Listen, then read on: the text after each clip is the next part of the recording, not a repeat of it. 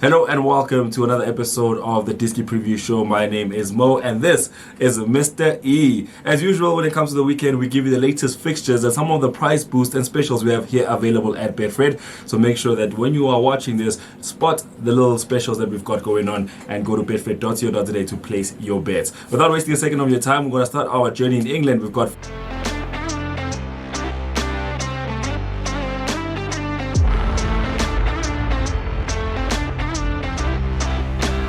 All right, Mr. E, Liverpool are going to be facing Arsenal. Yeah. The first thing we need to do is talk about what's been happening with them recently. They have not actually picked up a good result since their 7-0 thrashing of Manchester United. They got knocked out of the Champions League by Real Madrid. And then going a little bit further on, they just faced Chelsea in the Premier League, and that was a draw. But before that, they faced Manchester City. Didn't quite work out their way. So your thoughts on Liverpool at the moment? You see, they've dipped in their form. I think since the 7-0 thrashing of Manchester United, they've only scored only one goal. Can you imagine? Since that game, yeah, they've only scored one goal. So they haven't been firing in all cylinders in terms of scoring goals, and their dip in form it might cost them a place in the top four of the league. So yeah, we saw them playing a draw against Chelsea, and the next game they're coming against Arsenal, which is at the top of the log, and it's been doing very well. I mean, Arsenal has been a mean machine. And by the way, I took a look at Liverpool. I don't think they've tested the first spot they haven't this year. They've not tested the top four this year. Yes, they haven't. So it shows how bad things are for a team of the size of Liverpool. So coming into the game against Arsenal, I don't see them winning this one. I think they've had a dip in form. The last 4 games they've drawn 1 against Chelsea.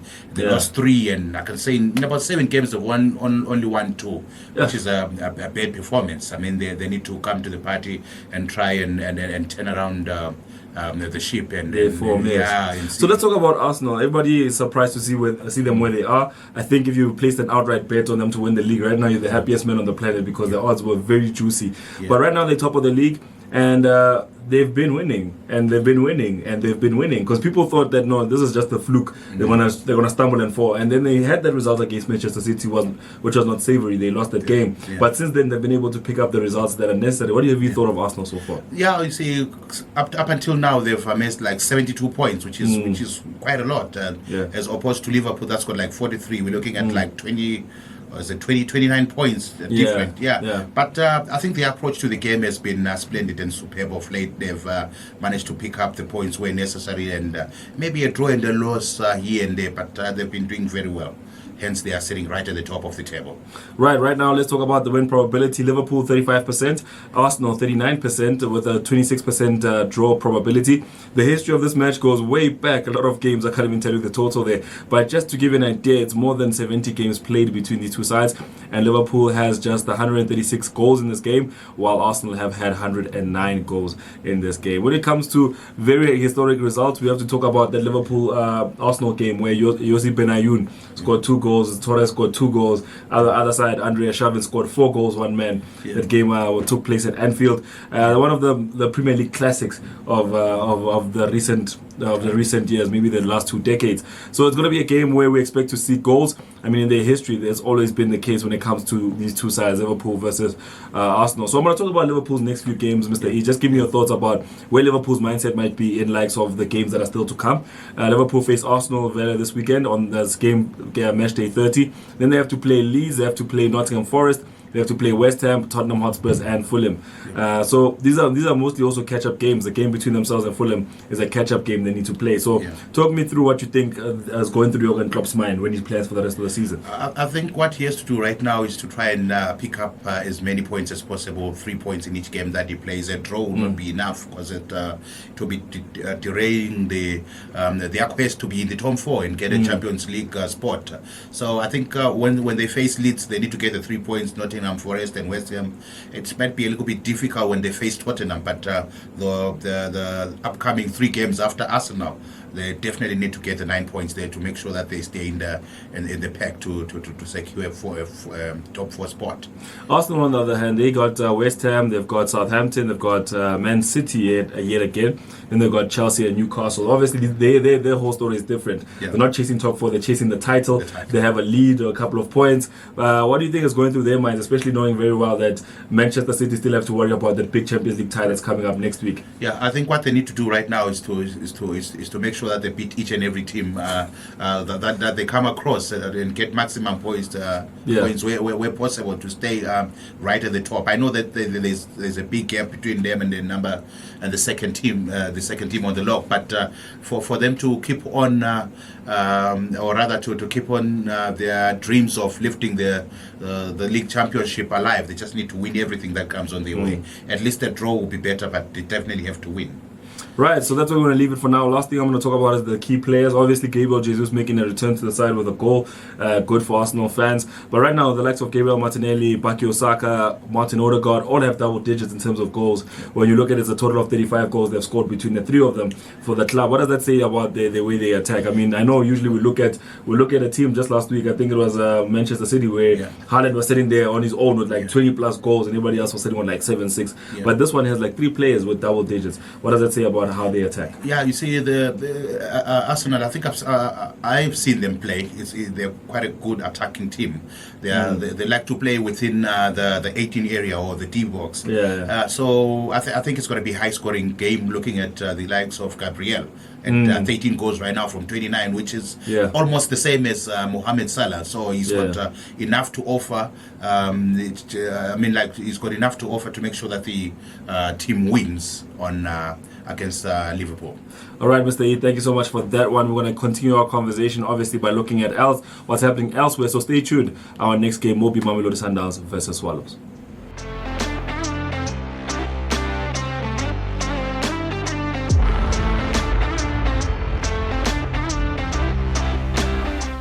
Right, welcome back to the Diski Preview Show. It's time for us to talk all things local football. CAF, nope. We're not talking about the CAF Champions League. Nedbank Cup, nope. We're not talking about the Nedbank Cup. We're talking about the DSTV Premiership and 2 teams that will be facing each other. Mamelodi Sundowns, they'll be in action this weekend. And obviously, we need to talk about that fixture in particular. But before we get into that fixture, we need to talk about Mamelodi Sundowns, the elephant in the room. In fact, the champions in the room, in any room, if you want to talk about them specifically. Let's talk about their league position. This season, we've seen them go and amass 60 points in 24 games. We saw them go on that run after that loss to Orlando Pirates last year.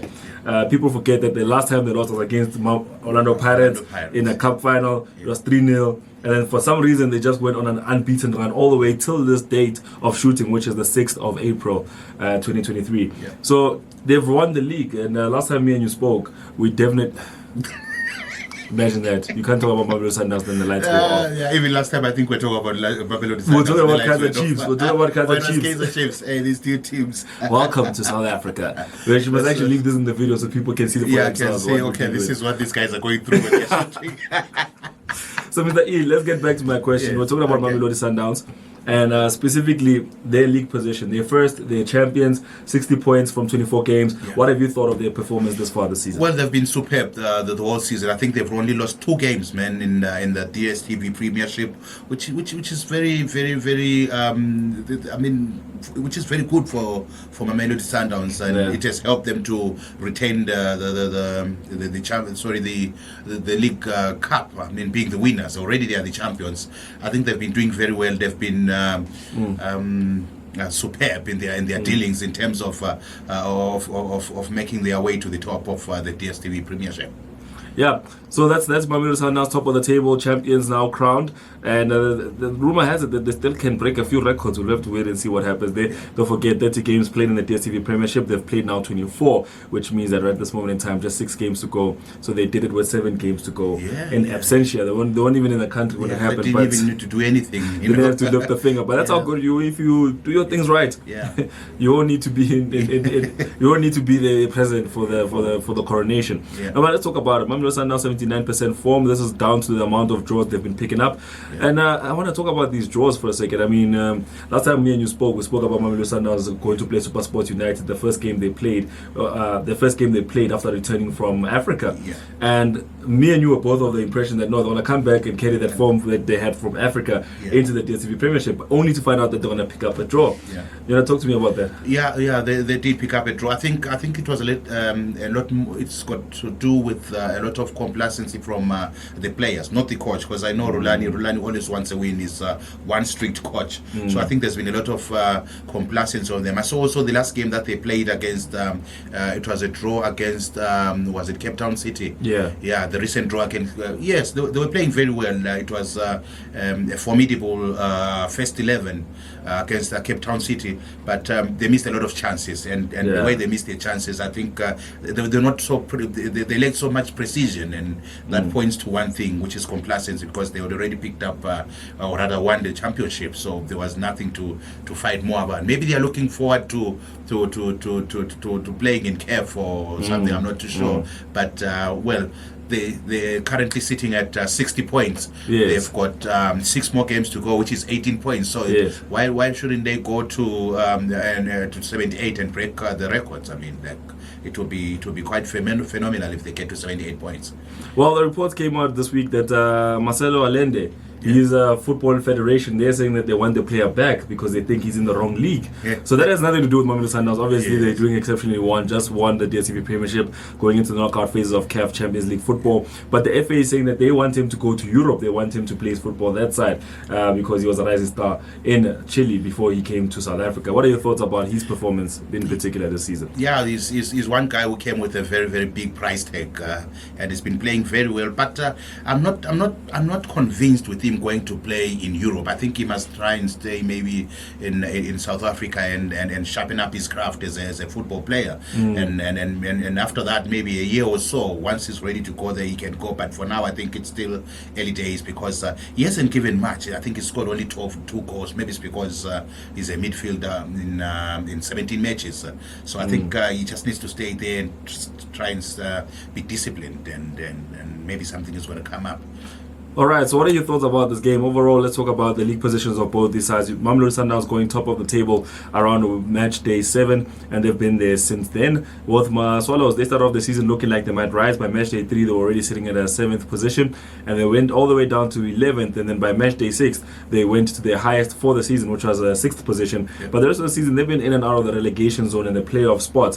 What have you thought of them this season? Do you think that they're going to stay up? Do you think that in the next 6 matches or so, they might actually go down? Well, yeah, it is possible for them to go down because the last game that they played, I think they won 1-0 against Amazulu in a game whereby Mido, what's his name, Mido, not Ernest, but the former Mamelodi Sundowns player, George Maluleka, collapsed in the field of play, but he's fine right now. The 3 points that they picked up from there, they actually lifted them from the bottom of the league to where they are right now. So they've been dancing a lot throughout the season with relegation and having issues with the coaching staff. I know Ernest Midondop has left. Is now back to the coaching now back to Musa Nyatama on an interim basis. And I think Musa Nyatama doesn't have enough experience to steer the club away from the relegation zone because he's just a former player. I think he still needs to learn the ropes of how to coach successfully. So I think they will not be able to. They might. The best that they can have maybe is to get a playoff spot. Not relegation. So that's Swallows versus Mamelodi Sundowns. Your thoughts about who's going to go through? I think Mamelodi Sundowns is going to go through if they don't become complacent the way they did in their previous match. I think they must try and garner all the 3 points. Alright, so obviously stay tuned. We're going to stick with the DSTV Premiership and we're going to be looking at Kaizer Chiefs. They play none other than Morumo Gallants, and we're going to be talking about that in just a few.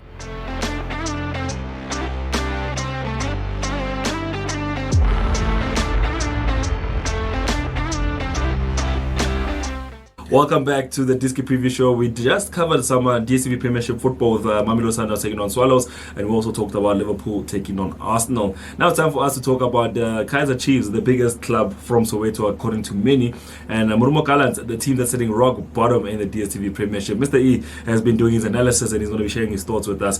Make sure to go into the description and look for the timestamps if you want to jump through some of these matches. Maybe they've already taken place. Maybe you're looking for information on a specific match. We have the chapters dedicated for that, and also there's a link in the description below if you'd like to join the Betfred family. If you'd like to log in and open an account, there is a link in the description. There's also a link to a video that will show you how to open an account and how to register with the Betfred. So all of it is in the description below. Don't forget to hit the subscribe, the like button if you like what we're doing, and if you want to tune in the next time we're going to be on your screens. Let's talk about it. It's Kaizer Chiefs. They sit fourth right now, sitting on 40 points, level on points with Orlando Pirates, Super Sports United, and below them, far below them, Morumo Gallants are sitting all the way down in 16th position. They have 23 points, and at this moment they are the foot of the table. Mr. E, your thoughts? Yes, we saw Morumo Gallants yesterday being the 5th of April, beating Mamkize. Yes, Real AM. Yes, by 3 goals. That was a convincing win, I can tell you. And it came so much. It was so sweet because remember, Mamkize bought the status of Bloemfontein and Celtic. Yes, Bloem Celtic. Now Morumo Gallants was playing that game in Bloem Celtic and was being supported by the fans of Bloemfontein Celtics, who, by the way, think Mamkize shouldn't have moved the franchise to KZN. So it was amazing. It was an exciting atmosphere. I watched the game yesterday. But they managed to beat Real 1-0. Now they're coming against Kaizer Chiefs that wants to cement their position in the top 4, probably, or maybe try and get. But is it not fair to say that a top 2 finish is still possible for Kaizer Chiefs at this moment in time? I would love either Kaizer Chiefs or Orlando Pirates to get the second position, because if they don't do that now, it's going to be Mamelodi Sundowns, number 1, Super Sport, all Pretoria teams getting the top 2 positions. But doesn't that tell the story of dominance from Pretoria? Yeah. I mean, we've been talking about. There's a lot of people who've been talking about the KZN clubs and how well they've been doing in the DSTV Premiership of late. Yeah. But what is going on with the conversation around the Pretoria club? Super Sports United, they managed to maintain that second position for quite some time after Richards Bay fell off. And we haven't really looked at and given them their roses. Yeah. Right now, they sit level on points with the 2 Soweto Giants. Yeah. So at the end of the day, like I asked you last time, for one, it would be a successful season. Yeah. Super Sports United will definitely want to finish second. Yeah. For the 2 Soweto Giants, this is now becoming more than a decade since they last picked up the DSTV Premiership. Yes. So you see, I think the tide is changing. Remember, it used to be first and second. It used to be the Soweto Giants, and then now it looks like it's going to be the Pretoria side. We're taking the first and the second position, which is. I mean, if you look at the way Kaizer Chiefs has been playing, they haven't been convincing. But Gavin Hunt's approach to the game has been super of late. So he might not be guaranteed the second position, but it looks like he's going to get the second position. So Kaizer Chiefs is coming into this match with the mentality to try and cement their position and keep up with the rest, because all of them, they're at 40 points. So if they slip up, they might end up not being in the top 2. So Chiefs' current form, obviously they were struggling before. They'd win one game, they'd lose another. For example, they'd lose to Amazulu 4-0. They would lose to Mamelodi Sundowns 1-0. Then they'd go on and beat Royal AM by 2-0. Then things changed around once they played Maritzburg United and picked up that result. It was in the round of 32. And they picked up a 2-0 result over Maritzburg United. Since then, they've beaten Golden Arrows. They've lost to Golden Arrows 3-2. Yeah. They beat Orlando Pirates 1-0. They beat Richards Bay 1-0. They beat Sussex Stars 1-0. I remember at the time, me and you, Sachin, had the conversation about it. Like, they're on 2 games unbeaten. They need to keep this form up. They need to beat Sussex Stars. They did it 2-1. They beat Maritzburg United. And now it seems that they're unstoppable because their form is on their side. Do you think that translates to what's going to happen in this game? Are we looking at a Kaizer Chiefs win? Yeah, we might get a Kaizer Chiefs. You see, now the problem, my problem is, of the last 5 games they've won, there's been a lot of controversy. There's been a lot of red cards. There's been a lot of questionable on goals and penalties and so on. So we yet to see how Zwane has managed to drill his team to the best of his ability if they're able to compete, because they've gone for 5 games in a row. They've won. That's a very good streak, and they are currently at 86% in terms of form.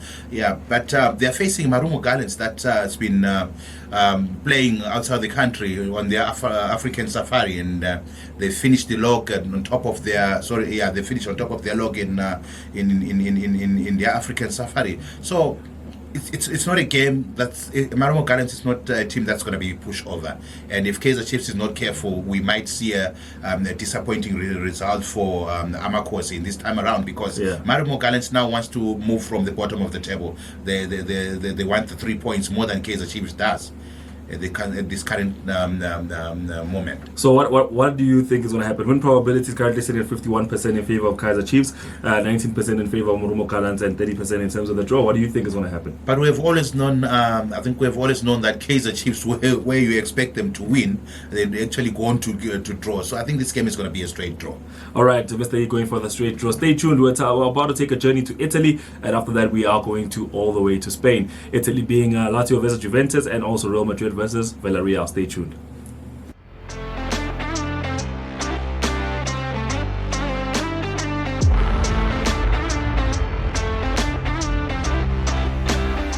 Welcome back. You're watching the Diski Preview Show. We're talking all things football, and indeed, when you see myself and Mr. E on the screen, there's nothing but football we are talking. You're joining us now. We've talked about the 3 big games. It's time for us to get into our last 2 big games. Now we're talking about Lazio versus Juventus. We'll talk about Real Madrid and Villarreal next time you see us right in this video. But let's talk about it. Lazio versus Juventus. Now this is a big game because Juventus, they would have been sitting second at this moment in time if it wasn't for that point deduction. Lazio are currently the team that's sitting second, and honestly, they can't hold a candle to Napoli. It's gone. Napoli are sitting on 71 points, while Lazio on 55. But let's talk about it. Lazio versus Juventus. What are your thoughts ahead of this game? I think this one is going to be an evenly balanced game. As you have just mentioned, that Juventus they had a point deduction of 15.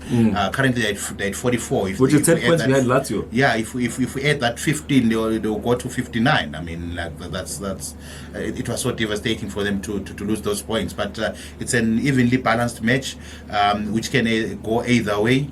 Lazio might take this one, or Juventus might take this one. But I would like to tip Juventus, the guys in black and white, to take this one. Looking at their form, whereby in the last 7 games they've won 5 and drew 1 and lost 1, while Lazio on the other side on their last 7 games.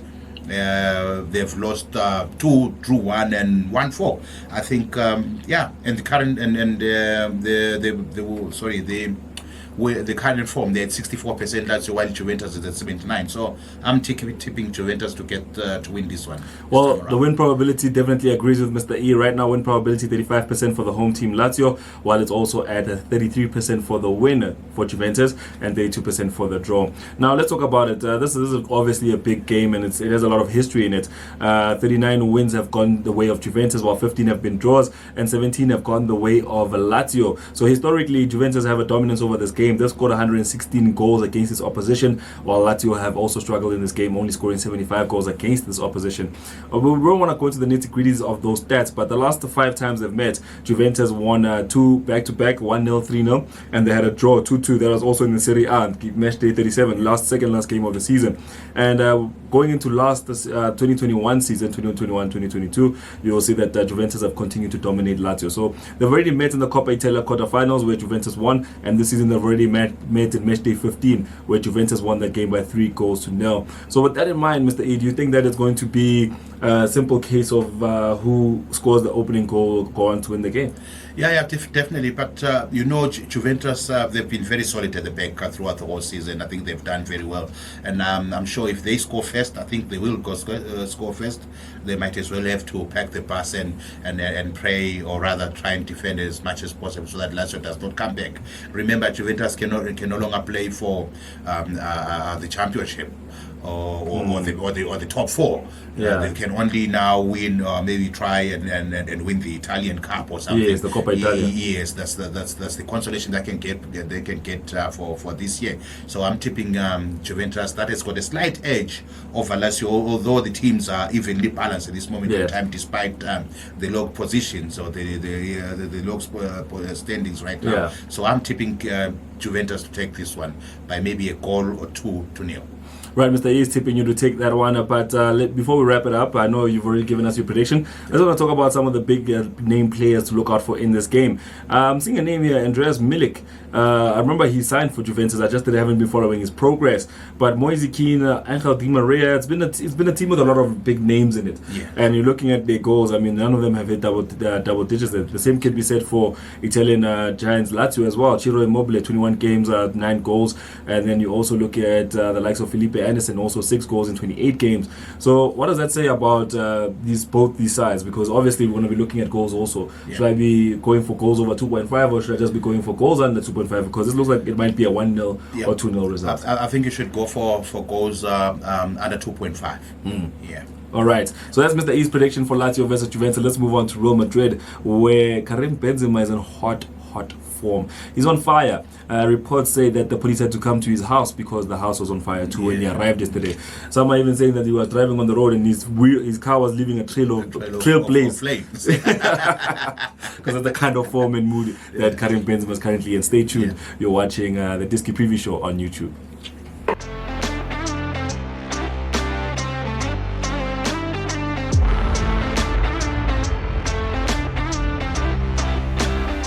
About it, Barcelona top of the league on 71 points, Real Madrid sitting on 59 points.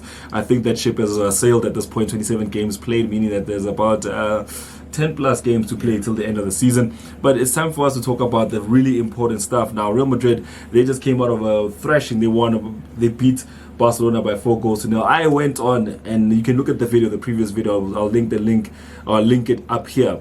I went on to say that specifically Real Madrid have not beaten Barcelona in the last 3 matches, which means that we should all sit in the Barcelona camp for safety. Only to find that what they will do is that on the 4th time of asking, they'll go on and win the game by 4 goals to nil. What are your thoughts of Karim Benzema and Real Madrid at the moment? I think he's done exceptionally well in the colours of Real Madrid of late. I mean, he scored he scored a hat-trick yesterday. Yes. He also scored a hat-trick when they're playing against Valladolid when they won 6-0. So in about 2 games in all competitions, he scored 6. I think he's quite a mean scoring machine. I mean, he's done very well. And if you look at the previous games, it looks like Real Madrid always struggles when he's not in the team. For goals, they struggle for goals. Yeah, they are a very good ball-playing team. I understand that, but they struggle for goals. But once you get the big bands in the house, you know it's going down. He scored a hat-trick yesterday. I mean, what a sweet way to keep it up. I mean, when you played against your arch rivals, who are Barcelona. I didn't think. And what people are forgetting, I mean, that was the second leg of the Copa del Rey. So already they had lost the first leg 1-0, and I was thinking maybe they want to get knocked out of the competition, and only to find that they're not going to get knocked out of the competition. They're actually going to secure themselves a spot in the final of the Copa del Rey. So they made it through to the final. And it seems that they can salvage the season. They can still pick up a trophy domestically. You see, Real Madrid has got a very strong mentality. They are called the comeback kings, man. I almost wrote them off when they lost 1-0. I thought Barcelona was going to finish them off in the reverse fixture. But they managed to score 4 goals. Man, imagine 4 goals against Barcelona. That's no child's play. That's no child's play. Let's talk about Real Madrid. Real Madrid in recent times. We're talking about a Real Madrid that beat Barcelona by 4 goals to nil. They beat Valladolid 6 goals to nil, where you were talking about that other hat-trick. And then you have to go a little bit further, but they also did it to Liverpool with a 5-2 result at Anfield. So clearly this season, Real Madrid are not short of goals. No, they're not short of goals, especially when you have the presence of Benzema in front. I mean, with the strikers up front there. I think if you look at the goals that they can, if you pick up the 3 best matches, maybe if you combine all the goals, you might get double digits. I mean, they've been superb in front of goal, especially Karim Benzema. Right, in the league, Karim Benzema has 17 games played, 14 goals scored, while Vinicius Jr. has seen more game time, 26 games played. He's only picked up 8 goals. On the other side, we have to talk about the likes of Gerard Moreno, who has had 16 games and 6 goals scored, and then there's Morales also with 26 games and 6 goals scored. So Mr. E, this one is very simple, very straightforward. I mean, it's Barcelona versus Villareal. Win probability says Villareal at 63%, 21% for the draw, and only 16% for Villareal. So do you think Villareal will go against the odd and the bookmakers and go on and pick up a result in this game? I don't think so. I think Real Madrid is going to take this one here. Hey, y'all, come look at this.